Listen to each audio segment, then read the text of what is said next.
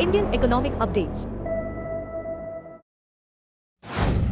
Prime Minister Narendra Modi inaugurated the 43,780 crore rupees Udhampur-Srinagar-Baramulla railway link, a transformative 272 kilometers corridor featuring 36 tunnels, 943 bridges, and full electrification. The ceremony included unveiling the world's highest rail arch, Chenab Bridge 359 meters above riverbed, and India's first cable-stayed rail bridge, Anji Khad, plus two winter-ready Vande Bharat trains between Katra and Srinagar. Economically, this link is a game-changer. It cuts travel time by 4 hours versus road journeys, ensures all-weather access, and slashes logistics costs. Farmers anticipate 20–30% better prices for apples, walnuts, saffron, and pashmina shawls due to reduced spoilage and faster market access. Railways predict a surge in tourist footfall, revitalizing local businesses and boosting regional mobility. Strategically, the Chenab Bridge, built with seismic, blast-resistant design and 120-year lifespan, supports troop movement and economic resilience in a sensitive border region. The Anji Khad link similarly fortifies Reasi district's infrastructure. Complementing rail, 46,000 crore rupees in roads, including a 6-lane Kathua-Jammu expressway and 1,800 kilometers of new village roads, extend the economic uplift to 400 previously isolated communities. This project isn't just engineering marvel, it's an economic catalyst, lowering transport costs, expanding market access, boosting tourism, and strengthening strategic logistics. In a significant diplomatic breakthrough, Prime Minister Narendra Modi and Canadian Prime Minister Mark Carney agreed at the G7 summit to reset bilateral ties in a calibrated manner, beginning with reinstating high commissioners in each other's capitals. This marks their first in-person interaction since Carney took office after recent Canadian elections. Both leaders emphasized the importance of a constructive and balanced partnership grounded in mutual respect, shared democratic values, the rule of law, and sovereignty. Modi highlighted concerns over Khalistani extremist activities operating from Canadian soil, underscoring the need for cooperation to address cross-border security threats. The two sides agreed to take measured steps to restore stability, starting with the early return of diplomatic envoys. Discussions extended to reviving senior ministerial and working-level engagements to rebuild trust and momentum in the relationship. Future collaboration areas include clean energy, digital transformation, artificial intelligence, LNG, food security, critical minerals, higher education, and supply chain resilience. Both sides also committed to resuming stalled negotiations on the Early Progress Trade Agreement as a pathway toward a comprehensive economic partnership agreement. On the international front, Modi's G7 engagements emphasized de-escalation in West Asia, counter-terrorism cooperation, and building a broad coalition against Pakistan-based terror infrastructure. While G7 leaders called for a ceasefire in Gaza, they stopped short of urging one between Israel and Iran. Modi meetings with leaders of Canada, Germany, Italy, and Ukraine highlight a strategic focus on global peace, economic recovery, and combating terrorism.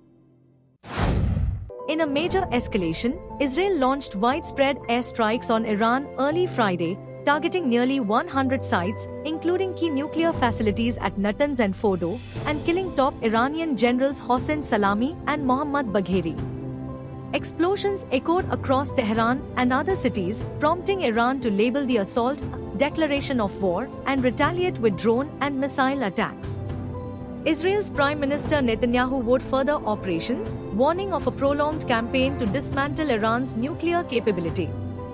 The conflict jolted global markets. Brent crude surged over 8% to nearly $77 per barrel before easing, while gold crossed 1 lakh rupee per 10 grams in India due to safe haven demand.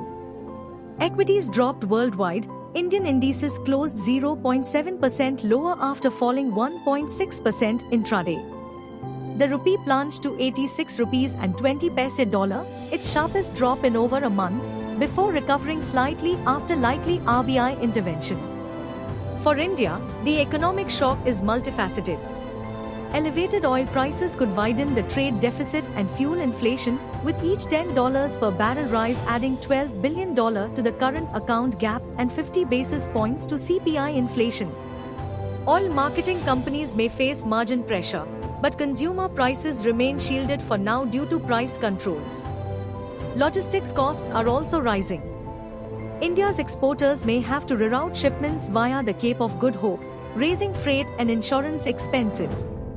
Air cargo rates are expected to jump as well.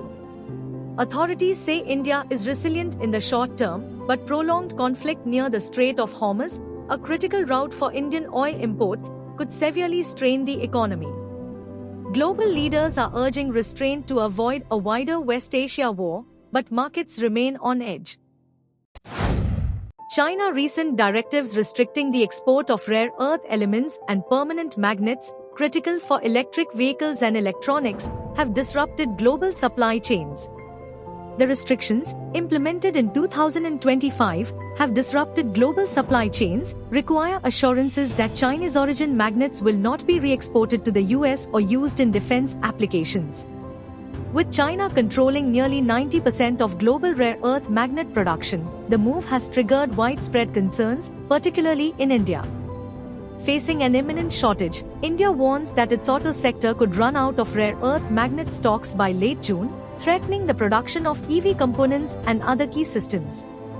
In response, Indian industry has proposed a three-pronged strategy: launching domestic magnet assembly, developing recycling infrastructure, and securing alternative supply chains through partnerships with countries like Australia, Vietnam, Chile, and Peru.